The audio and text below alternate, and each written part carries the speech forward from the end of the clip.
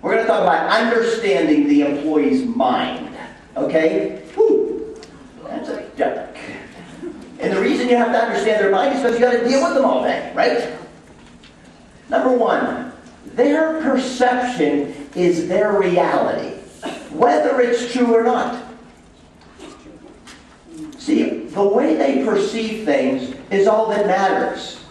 And at being owners and managers, it's our job to identify false perceptions and eliminate them. Let me give you an example. We have employees, they'll say something like this: "Man, I'm always working late. I'm on the latest team." You guys ever hear that stuff? "I'm always getting back later than everybody." So we have a form. We pull it out, and it has everyone's end times. Every single week. And so we'll pull out 2 or 3 weeks of these forms, and we'll say, well, let's see, you got back at 2 o'clock on Monday, 3:30 on Tuesday, 4 on Wednesday, Friday, yeah, you stay out till 5. Then we go to the next week, and you're like, oh. And so you got to constantly give your employees reality checks, because just because, for example, they see a couple vehicles back, then they always think that they're getting in late every night. And that perception becomes their reality. They're like, they're working me too hard. They're keeping me out late. And it's not even true. You guys know what I'm talking about? So you always got to give them a reality check. Here, another example is, for instance, we'll have employees say, I'm not getting enough hours. Well, we have this sheet on our wall that says, I need more hours. So we walk over to the sheet. We say, well, you didn't fill this out. I know. I said, well, how can you expect us to give you more hours if you don't fill out the sheet? Reality check. You always have to check these realities because, you know, their perception is reality. You know? Next thing is, number 2, and this is important stuff, guys, because of, if you can understand the psyche of an employee's mind, man, that puts you head and shoulders above a lot of other employers. Okay? They are masters at turning things around. They can be, you can have a policy. They signed off on it. They could be 100% in violation of that policy, yet you're the jerk, your company stinks, and blah, blah, blah, blah, blah. You know how it goes? So they are masters at turning things around. So one of the ways, again, you got to give a reality check. For instance, so they miss too many days of work. You got to bring them over to the policy manual and you say, hey, you're allowed, 5 days or 10 days or whatever it is, and then after that, you're gone. And when we hired you, we went over that with you. And that's a reality check for them. You constantly got to reality check them. And the third thing I want you to understand about employees' minds is they have very selective memories. Very selective. In other words, they'll remember exactly how many vacation days you owe them, but they won't remember about the last 5 days they called off. Didn't show up for work or something, right? So you have to understand that stuff. So what you're describing is my teenagers? Oh, well, yeah, and that's the whole key here, folks. You don't want to be running a daycare. We're not here to run daycares, grown-up daycares. Jealousy, number 4. You got to understand about your employees. Very, very, very, very jealous. And I found this to be true whether it's a field staff person or an office staff person. For some reason, employees are very, very, very jealous. And that is something you just have to overcome. And you always try to make things as fair as possible and have policies and procedures for everything. We'll have employees complaining like, hey, how come she got a new van and I didn't? Well, it's like, well, let's look at the levels of advancement. She went through this level, this level, this level, and at this level she gets in line to get a van. Did you go through those? Well, no. Well, then why are you jealous?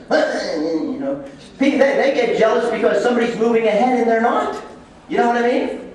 So you got to watch that jealousy thing. That's why you have to keep your a firm handle on reading your employees. Every single time you're in front of your employees, it's showtime. It's showtime, and you need to I tell my managers, the second your feet hit that concrete in the morning in the parking lot, it is showtime. And those employees that you are managing don't care about your headache. They don't care what your problem is. You need to be up, because your employees are never going to rise above your level of enthusiasm. So the other thing, when you walk in and, you got to be jumping. I'm in front of my employees, I'm jumping, I'm hopping, But also, you got to read them, man. You have to be like the bionic man where you're just reading them. reading them. Because, you know, you can walk into one of your offices and you can tell the whole atmosphere is down, right? Or sometimes there only might be 1 or 2 or 3 employees down. So you have to pull those employees aside. You have to say, hey, what's going on? What's up? You know, so you've got to be able to read your employees. All right, another thing that I understand about your employees is they will do anything, not all of them, but a lot of them will do anything to avoid confrontation. Employees hate confrontation. Some of them love it, but a lot of them hate it. And I have found employees will quit their job rather than confronting something. And I know this because sometimes I'll see somebody and I'll say, hey, what's up? You know, you quit. And I always do an exit strategy or an exit interview. And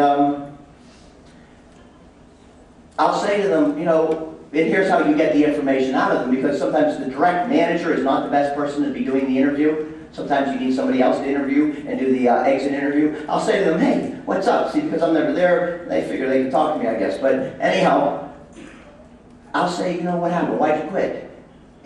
Or no, here's the way I say it. This is the way I get a lot of information out of people. I just say, listen, my job, I want to build the best company I possibly can. Is there anything that you can tell me that will help me to build a better company? And 90% of the time, the thing they tell you is the reason they quit. I mean, sometimes they'll tell you why they quit. They quit, but a lot of times they won't. But I have found that. You guys find that to be true. They'll quit their job, but they won't come to you. So if one of my employees quits, and I say to my manager, what's up? Why'd that girl quit? Or whoever quit? Why'd they quit? I don't know, boss. That is the wrong answer. You don't say, I don't know. They had better have known that. This is the answer I want to hear from my managers. Well, you know, we knew she was heading south, and there were some things we tried to do, and we tried to help her. We did this, we did that, we did this, and then, you know, she ended up going and working somewhere else. That's okay. They tried. But I don't want to hear that we lost an employee, and it's like a shock to my managers. You know what I'm saying? They had better be able to read those employees and know there's an issue. All right, number 6. It's all about them. See, when your employees come to work for you, it's all about them. It's about their world. So your job as a manager is to bring them a reality check into your world all the time. In other words, you have to tell them, listen, we are here to serve the customer. The customer is our paycheck. We cannot worry that John, he has a baseball game tonight and you can't make it to this last customer because when we hired you, you know, blah, blah, blah, we told you how to work these hours. So you always have to bring them back into your world and let them understand the customer is the paycheck. And the last thing I want to say is employees hate change. They hate it. And you have to know that. You have to be able to deal with it. So anytime you change anything, it's amazing. The smallest thing you could change. We changed, instead of getting gas in the morning because, you know, the employees would walk out and the team before let the gas run down on the vehicles and they'd get ticked off. We had changed it to night, to them doing it at night. But then they were mad because I don't want to get gas at night, I want to do it in the morning. So, you know, you just can't change things like that. You have to communicate the why you're changing anything, okay? You have to sell them on it. Anything you want to do, you have to change them and or teach them the why. And then last, this is going to save you some excuse me, sleepless nights. You're never going to totally understand the employee mind. For instance, an employee will be flat broke.